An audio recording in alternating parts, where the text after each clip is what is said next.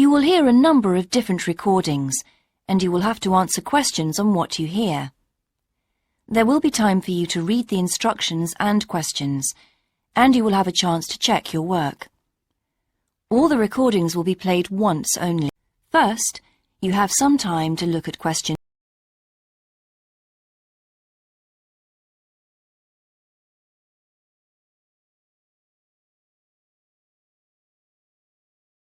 Hello there, Rob. Now, I bet you have an impressive CV, Neil. CV is short for curriculum vitae. That's a Latin expression we use for the document in which people list their work history, education, interests and abilities. In other parts of the English-speaking world, it's called a resume. Now, Neil, I know you're a very good teacher and producer, but does your CV actually shine? Well, I hope it's good enough to impress hiring managers. But it's a challenge to prove on a piece of paper or online document that you're really better than the other people who are competing for the same position. Today we're talking about CVs, and you'll learn some words related to this topic, which will especially interest job seekers. That's what we call people looking for work. Yes, and job seekers have to worry about having an impressive CV, so they get that call for a job interview. Yes, the CV is just the beginning. And as you mentioned job interviews, I'll ask you a question all about this. According to a recent survey, managers decide quite quickly if they're going to really consider giving a candidate a job or not. So, when you go for a job interview, how long do you have, on average, to make a good enough impression for an employer to hire you? Do you have A, less than 3 minutes, B, less than 5 minutes, or C, less than 10 minutes? Well, I think it's probably quite short, so I'm going to go for B, 5 minutes. Well, you'll have the correct answer, the result of this survey, at the end of the programme. But people have done all sorts of unusual things to reach the interview level. One of them is Briton Daniel Conway, who went from posing shirtless in the street with the phrase "employ me" written on his chest to uploading a video on social media asking to be hired. This video went viral. It means became popular very quickly. In it, his daughter appears next to the phrase, "Give my dad a job."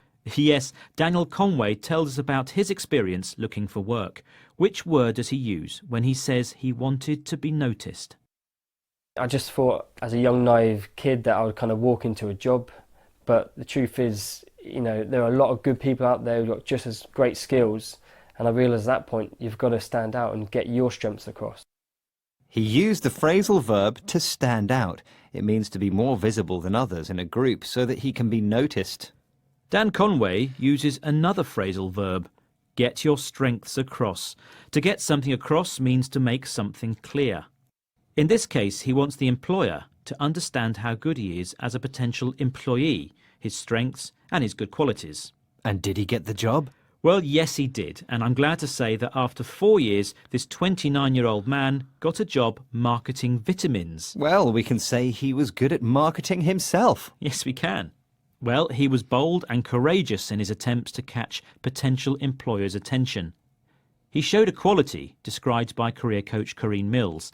Listen to what she says and tell me, what is the quality job seekers have to show for sure? Oh, you've got to be confident. I mean, if you're not confident about your skills and abilities, then why should an employer have faith in you?